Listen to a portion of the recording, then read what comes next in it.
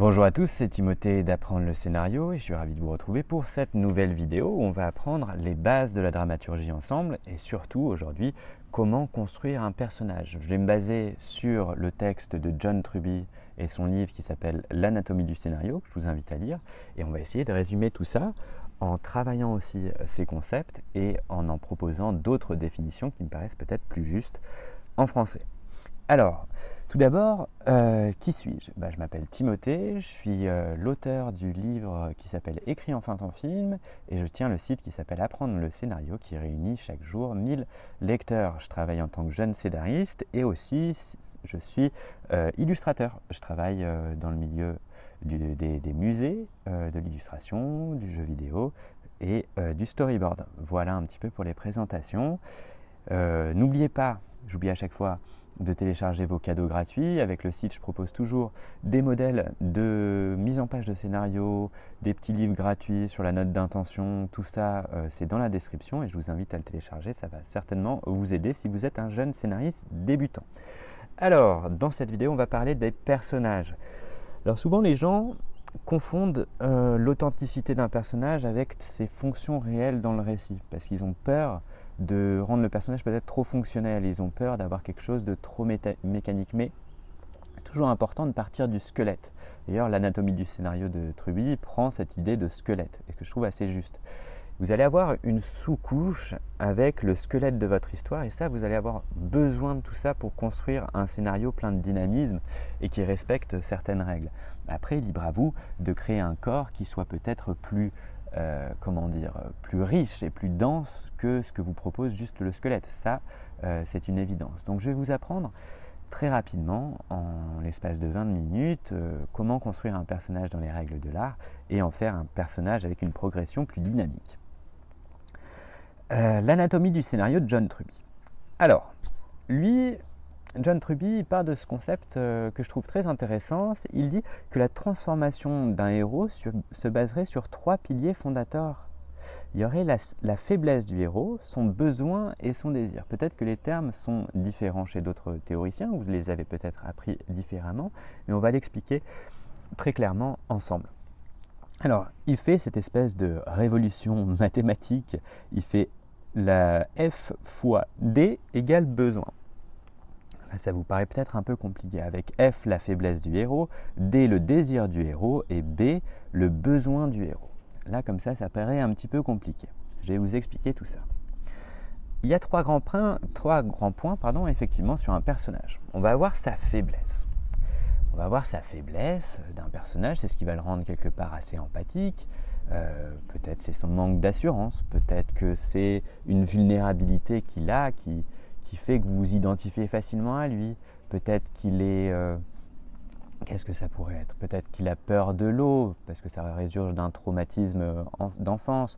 Peut-être qu'il a du mal à s'exprimer, il a du mal à s'ouvrir aux autres. C'est ce genre de faiblesse que vous allez devoir travailler tout au long du récit. Un personnage se définit avant tout ça par sa faiblesse. Qu'est-ce qu'il est intérieurement? Qu'est-ce qui lui manque?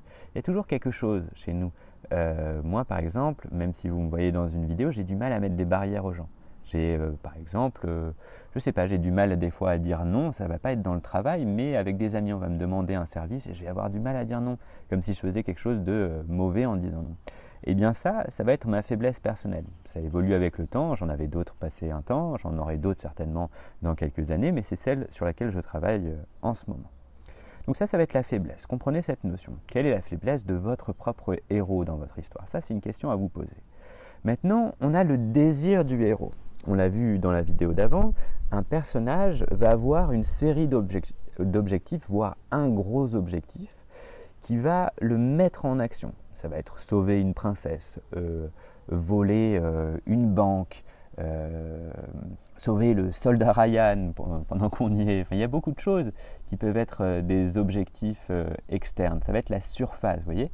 Là, il va y avoir la surface de votre histoire. C'est ce par quoi le spectateur va suivre votre histoire avec une série d'objectifs. Comme dans une quête dans un jeu vidéo. On a souvent un personnage qui arrive et qui vous dit « Ah, il faudrait aller récupérer cette poule dans ce village ». bah, ça va être très très intéressant, mais c'est toutes les péripéties qui entraînent tout ça qui vont être extrêmement intéressantes. Donc quel est l'objectif que se fixe le héros face à un problème? C'est ce qu'il appelle le désir dans son livre. Maintenant, le besoin, donc B, le besoin, ça va être la transformation interne de votre personnage. Qu'est-ce qu'il va apprendre de son voyage? Admettons, moi, je sais que j'ai des vulnérabilités vis-à-vis des barrières, avoir des difficultés à dire non, à m'affirmer peut-être, et bien je vais être face à des moments dans ma vie qui vont me rappeler à ça. Je vais être face à un problème qui pour moi va être très compliqué et va être très percutant, là où il ne serait peut-être pas pour certaines personnes plus affirmées. Et la vie va me proposer des problèmes qui vont me permettre d'évoluer vis-à-vis de cette faiblesse, d'enfin arriver à dire non. Et d'ailleurs, on le voit dans la vie, je ne sais pas si vous avez remarqué, mais moi, des fois, j'ai des problèmes avec certains trucs avec moi-même, et la vie me propose de plus en plus de situations où je dois travailler ma vulnérabilité.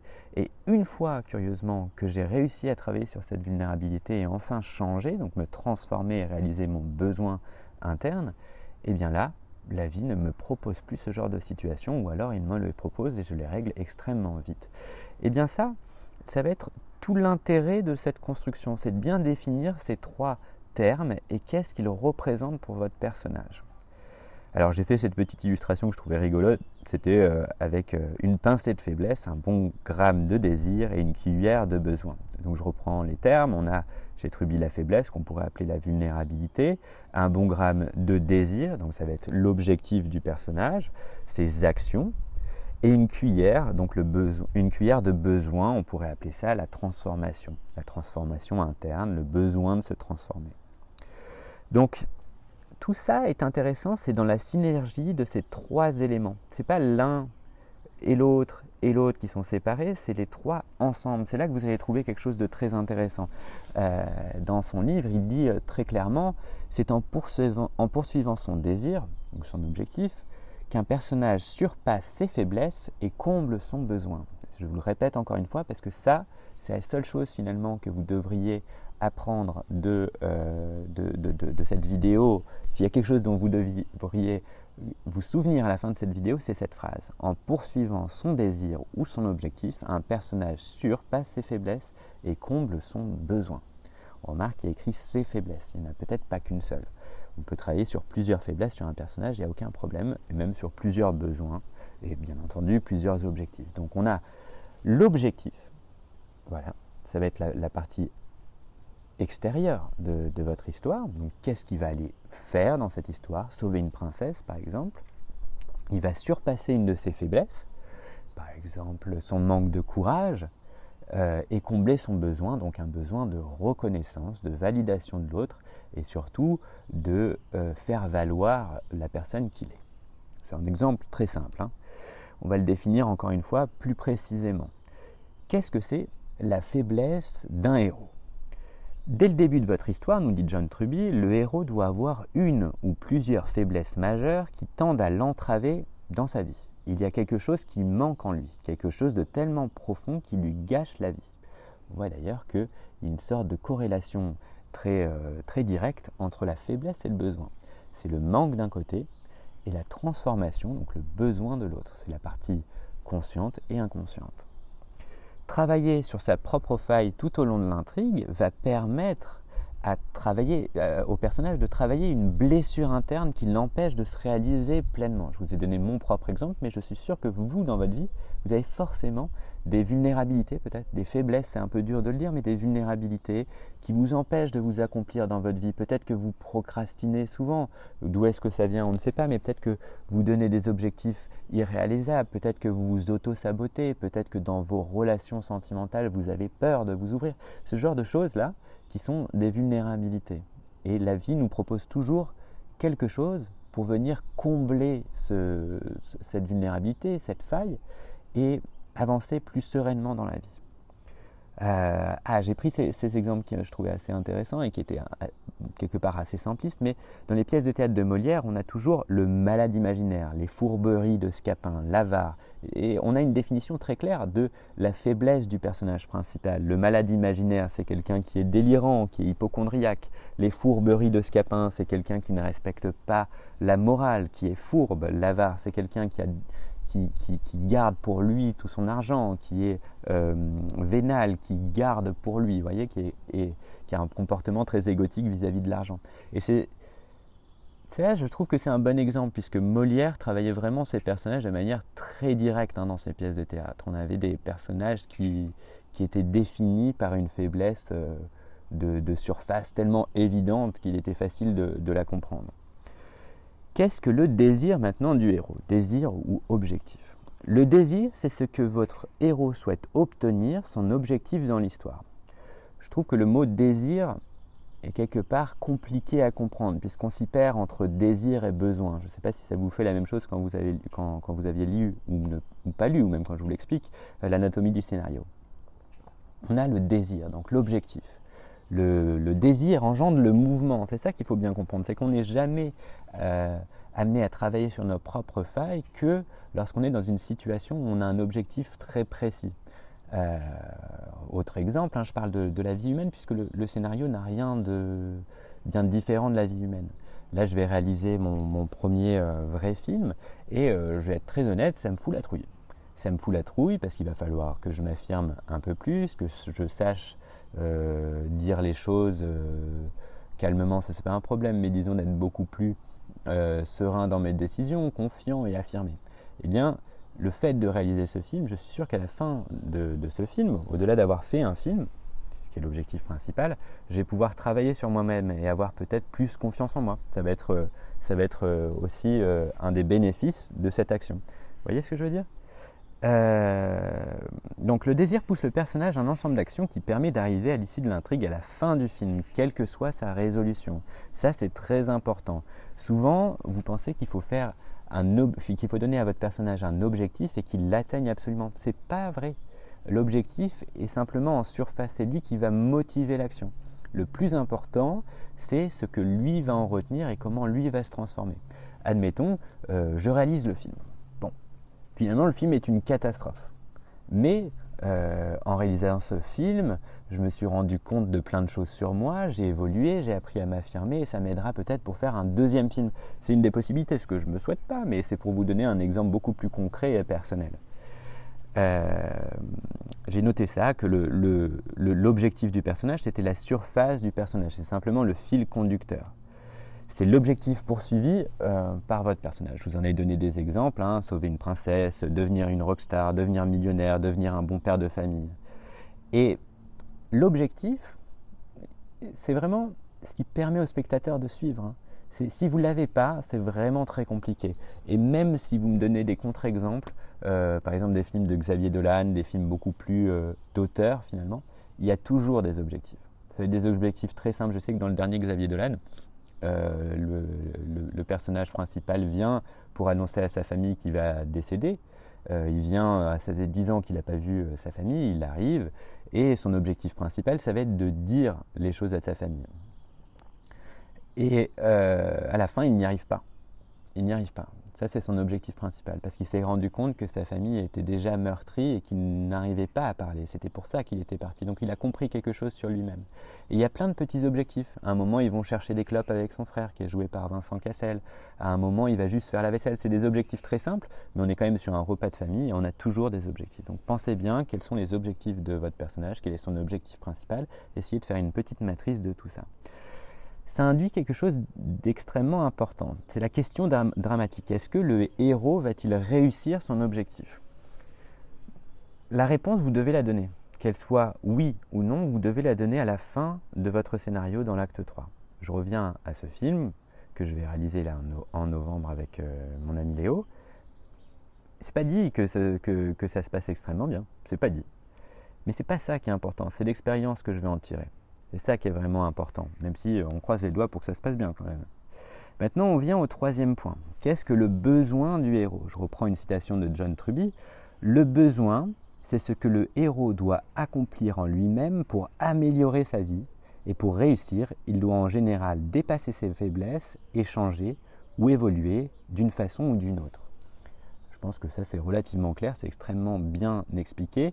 Le besoin du héros, c'est de surmonter finalement sa faiblesse. Il y a un lien, il y a une corrélation très forte entre faiblesse et besoin. Je reviens encore à l'exemple que je vous ai donné sur moi. Ma faiblesse, ça va être le manque d'affirmation de soi. Et mon besoin, ça va être d'apprendre à avoir confiance en moi-même, de gagner en confiance, vous voyez. Et ça, c'est en réalisant par exemple un film ou en faisant une vidéo comme celle-ci que j'apprends à m'exposer à ma faiblesse et à gagner en confiance en moi. Ça, c'est vraiment très important de comprendre vraiment cette synergie entre ces trois piliers. Certains théoriciens utilisent le terme de désir inconscient à mettre en opposition avec son désir conscient. Effectivement, on a des livres où l'objectif est appelé désir conscient, donc sauver la princesse, désir inconscient, prouver sa propre valeur. Vous voyez ? L'objectif est donc externe et le besoin est interne. Le besoin interne est un véritable moteur inconscient pour l'avancée de ton personnage. Ça, c'est vrai. Son objectif, sauver la princesse, est quasi secondaire. Par exemple, Luke Skywalker qui veut sauver la princesse Leia, il prend des risques presque inconscients pour la sauver, mais il ne la connaît pas. Il ne sait pas du tout que c'est sa sœur. Et c'est pas ça qui est important pour lui. Inconsciemment, ce qu'il essaye de faire, c'est de prouver sa valeur, de montrer que c'est un chevalier de l'espace, qu'il est courageux, qu'il est le fils de son père, qui, d'après lui, est un grand chevalier de Jedi. C'est toutes ces choses-là qui vont être le vrai moteur de l'action. Et on le fait d'ailleurs beaucoup dans la vie. On le fait beaucoup dans la vie. Si on vous lisez des livres de psychologie, souvent, admettons, il y a un très célèbre concept qui s'appelle le triangle de Karpman avec sauveur, bourreau et victime. Et on se rend vite compte que les intentions derrière les actions sont souvent pas tout à fait corrélées. Quand on aide quelqu'un, quand on a envie d'aider quelqu'un, mais de manière peut-être excessive, on ne le fait pas tant pour aider la personne, l'aider à déménager, l'aider à, je ne sais pas, à prendre soin de lui. Non, on le fait pour s'attirer quelque part des éléments de reconnaissance positifs ou négatifs, ou de l'amour. Ça va être ça le moteur profond. Personne n'aime monter des cartons au 5e étage. Moi personnellement, je ne les aime pas. J'aime pas faire ça. Mais on aime avoir un remerciement ou passer un bon moment avec un ami. Et c'est ça qu'on va aller chercher. Alors, si Luke Skywalker sauve la princesse Leia, ce n'est pas pour le sport, j'ai écrit ça de manière assez marrante, mais pour se prouver qu'il possède de la valeur. Si Walter White, dans Breaking Bad, commence à vendre de la méthamphétamine, ce n'est pas tant pour laisser de l'argent à sa famille, c'est ce qu'il dit, c'est sa bonne raison, que pour répondre à son besoin d'estime personnelle meurtri. Alors, je propose un exercice simple, c'est de chercher les vraies raisons, les raisons cachées qui te poussent à agir toi-même. Qu'est-ce qui te pousse à agir? Et tu te rendras vite compte que tes actions sont rarement définies par ton objectif réel. C'est pas ça qui compte, c'est qu'est-ce qu'intérieurement tu ressens, qu'est-ce que tu vas chercher dans tes actions. Il y a un livre de psychologie que je trouvais intéressant qui disait, c'était un livre d'ailleurs de marketing et qui parlait des produits. Pourquoi est-ce qu'on achète un produit? Et on a aussi cette dimension de besoin. Les gens me disent toujours... mais prennent souvent cet exemple, mais à quoi ça sert d'acheter le dernier iPhone? Oui, c'est vrai, il y a plein de téléphones qui permettent d'appeler, c'est tout à fait vrai, mais qu'est-ce qu'on vient chercher inconsciemment? Psychologiquement, ils le savent très bien, les gens qui font du marketing chez Apple. C'est qu'on va chercher une reconnaissance sociale, on va chercher le besoin de contacter sa famille, on va chercher une sorte de validation de notre statut social, de montrer un élément de richesse, vous voyez. C'est comme une Rolex. Si vous pensez à une Rolex, à quoi sert une Rolex? Ça coûte une fortune. Et pourtant, c'est pas mieux qu'une montre Casio, c'est même un peu moins bien quelque part. La Casio, on peut faire une alarme, on peut faire plein de choses. La Rolex en elle-même n'a pas des fonctionnalités extraordinaires. C'est joli certes, mais bon, c'est pas non plus extraordinairement beau. Il y a plus joli pour ce prix-là, il y a des jolis bicoques, quoi. Donc, à quoi ça sert d'acheter une Rolex? Pourquoi ces gens-là achètent des Rolex?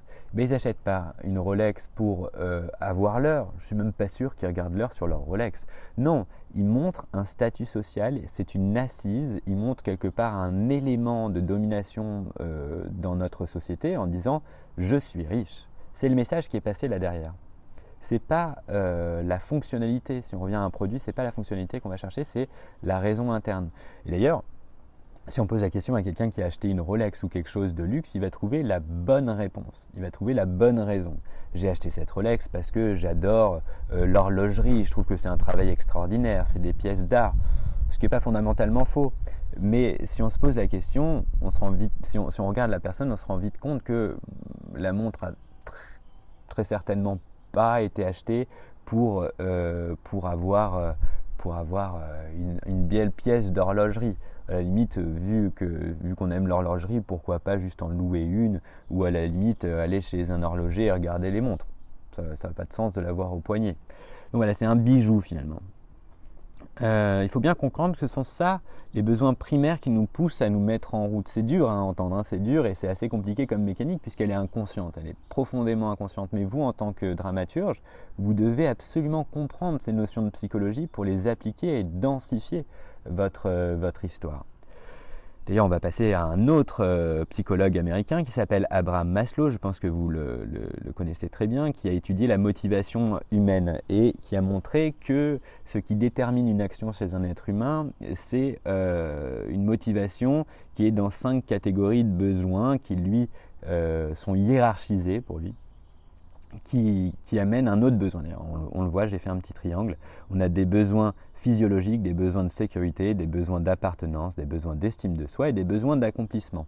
Et lui, il part du principe que tant que le besoin du dessous n'a pas été validé, on ne peut pas passer à celui d'après. Donc dans les besoins physiologiques, on va avoir la faim, la soif, la sexualité, donc ce qui fait de nous des êtres vivants, c'est-à-dire de continuer et de perdurer en tant qu'être vivant. Ensuite, on va avoir le besoin de sécurité, donc le besoin de se protéger, d'avoir une maison, un abri, un endroit où se retrouver. Le besoin d'appartenance et d'amour, c'est d'avoir des relations sociales avec des amis ou même des relations sentimentales, être accepté dans un groupe d'individus, recevoir de l'affection de la part de sa famille, de son entourage. Enfin, on va avoir le besoin d'estime. C'est la confiance qui va naître dans l'estime de soi qui est renvoyée par l'entourage. On va avoir un besoin de reconnaissance et d'appréciation des autres. Ça, ce sont des reconnaissances qui peuvent être positives ou négatives. Comme un enfant, pensez à un enfant, il a besoin qu'on le félicite pour un joli dessin, mais il a aussi besoin qu'on lui mette des limites en lui disant « Ah, fais pas ça, tu vas te faire mal ». L'enfant, lui, il a besoin de ça pour comprendre le monde et surtout se sentir protégé. C'est de la reconnaissance négative. Donc, ce qu'un enfant... il va peut-être bouder en se disant mais tu m'engueules en me disant tu ne t'approches pas de la piscine, c'est vrai. Mais vous lui dites je t'aime, vous lui dites je fais attention à toi. Ça c'est de la reconnaissance, même si elle est négative. Donc pensez bien à reconnaissance positive et négative, les deux marchent ensemble. Le besoin de s'accomplir, enfin c'est le besoin de s'épanouir, d'être qui l'on veut, d'apporter aux autres de la valeur, apporter aux autres quelque chose. Par exemple, quelqu'un qui s'est accompli financièrement ou artistiquement peut certainement aider les autres à avancer. Ça, c'est très important. Et tout cela agit en synergie avec la faiblesse, le besoin et le désir, comme on l'a vu précédemment. J'avais fait ce schéma que je trouve intéressant avec Super Mario, là, qui était motivé par le désir, que j'ai montré là, donc c'est-à-dire le mouvement est motivé par le désir, donc l'objectif, sauver la princesse, on l'a vu, aller voir sa famille, ce genre de choses, qui lui permet de surpasser sa faiblesse. Vous voyez, il saute par-dessus le piège de sa faiblesse et il arrive à trouver le besoin. Alors je ne sais pas si vous connaissez Super Mario, mais quand il mange un petit champignon comme ça, il grossit. Donc ça c'est assez clair je pense avec ce schéma, on comprend bien la synergie qui existe, tout ça.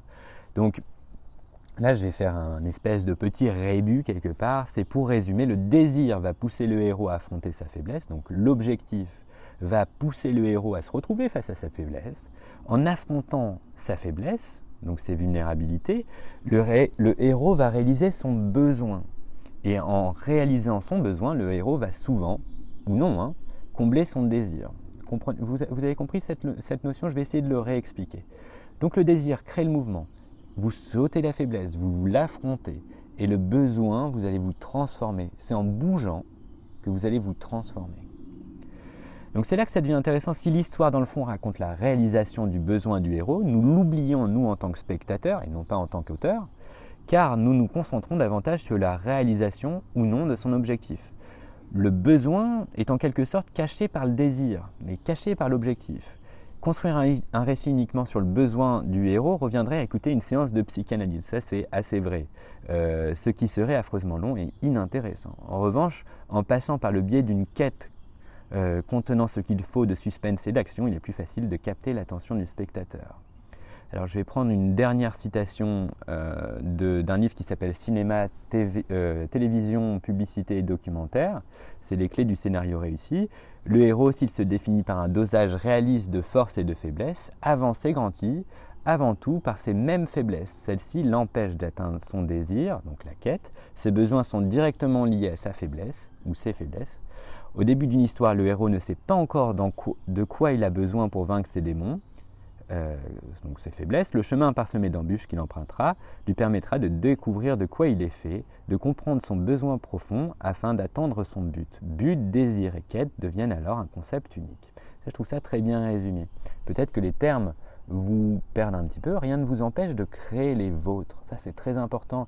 N'oubliez pas que les livres comme John Truby ou d'autres livres de théorie du scénario sont des livres qui sont traduits et parfois il y a des traductions qui ne sont pas forcément très justes. Par exemple, nœud dramatique, je préfère appeler ça un rebond d'objectif. C'est bien plus simple à comprendre que incident déclencheur ou voilà, nœud dramatique pivot. Donc maintenant, je t'invite à passer à l'action et de construire avec ton propre personnage, dans ta propre histoire, sa faiblesse ou les faiblesses de ton héros, la faire corréler avec son besoin principal, qu'est-ce qu'il va apprendre de son histoire, qu'est-ce qui va chez lui être transformé, voire transcendé, et les objectifs de ton héros et le désir principal, peut-être des désirs secondaires. Voilà, je pense qu'on a fini pour cette vidéo qui me semble relativement longue. Si vous souhaitez aller plus loin, je vous invite à acheter mon livre qui s'appelle « Écris enfin ton film », qui est un livre illustré, ludique, qui est très simple à lire, qui est avec plein de couleurs, qui est très sympa. Je vous invite aussi à télécharger la formation audio qui est liée à ce livre, ou alors à acheter la carte du scénariste qui vous permet facilement de structurer un premier synopsis de votre histoire, ou alors à découvrir Storyboard It, des post-it préformatés pour le storyboard. N'oubliez pas que vous pouvez télécharger gratuitement juste au-dessus, ça doit être juste aussi en bleu, l'affiche qui résume la construction d'un personnage. Donc c'est un extrait du livre, vous avez toute l'affiche sur le personnage. Et je vous dis à bientôt sur Apprendre le scénario.